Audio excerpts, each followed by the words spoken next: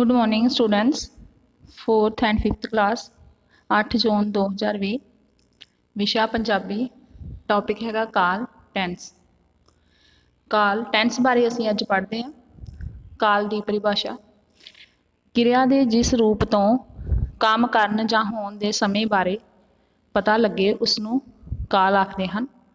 जिवें कि असीं कह सकते हैं कि काम जो होण दिया है वो किहड़े समय दे विच हो रहा है, उसनूं होण दे बारे विच जो सानूं जानकारी मिलती है उसनूं काल कहा जाता है। काल दीयां किस्मां। काल 3 प्रकार के हुंदे हन, जिवें तुहानूं कि डायग्राम बना के दर्शाया गया है। सब तो पहला आपां भूतकाल बारे पढ़ते हाँ। भूतकाल जिन्हों कि पास्ट टेंस कहा जाता है।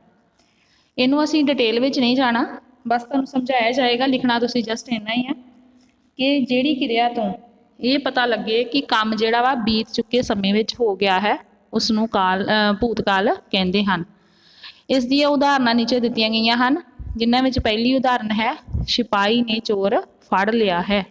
इहदे विच फड़ लिया वर्ड तो पता लगता है कि काम जिहड़ा वो बीत गए समय तो हो गया है। दूसरे नंबर पर दूसरी एग्जाम्पल है मैं कल स्कूल गया सी। इस चीज़ तो गया सी तो ये स्पष्ट हो रहा है कि जिहड़ा काम आ वो बीत गए समय विच हो गया सी। दूसरे नंबर पर साडे को है वर्तमान काल, जिन्हों असीं प्रेजेंट टेंस कहते हाँ।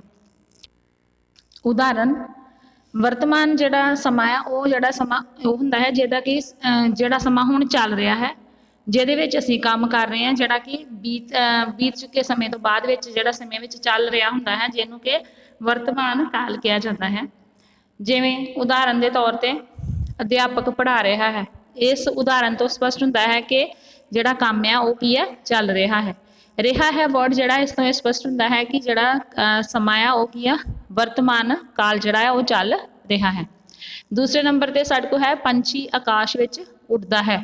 दा है वर्ड तो भी ये स्पष्ट हुंदा है कि जिहड़ा काम आ वो की आ हो रहा है कि पंछी जिहड़ा आकाश विच उड़दा है जां उड़ रहा है, वो जिहड़ा काम जिहड़ा वो चल रहा है। नैक्सट साडे को है भविष्यत काल फ्यूचर टेंस। जिहड़ी क्रिया तो ये जानकारी मिलती है कि काम जिहड़ा वा आउण वाले समय विच हो रहा है उसनूं असीं भविष्यत काल जां फ्यूचर टेंस कहते हाँ। उदाहरण के तौर पर साडे को फर्स्ट उदाहरण है धोबी कपड़े धोवेगा। इस तो ये पता लगता है कि काम जिहड़ा है वो आउण वाले समय विच होवेगा। दूसरे नंबर पर साडे को है मैं कल दिल्ली जावांगा। इस वाक तो भी ये स्पष्ट हुंदा है कि काम जिहड़ा वो आउण वाले समय विच होवेगा। इस तो बाद असीं घर दे काम विच बच्चों सब तो पहला काल जिहड़ा है वो की उतों की भाव है, काल तो की भाव है उसनूं जिहड़ी काल की परिभाषा उहदे विचों लभ के लिखना है कि काल जिहड़ा है उस तो उहदा की मतलब हुंदा है कि काल असीं किसनूं कहंदे हां।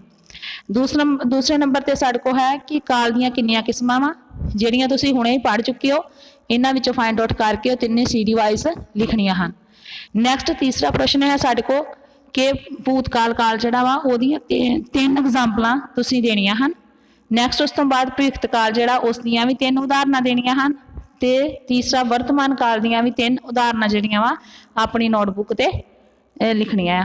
ते इस तो जिहड़ियां एग्जाम्पल्स तुहानूं दित्तियां गईयां हन उन्हां विचों तुसीं नहीं लिखणियां, जस्ट अपने कोलों 3 जिहड़ियां एग्जाम्पल्स वा ओह लिखणियां हन। थैंक्स।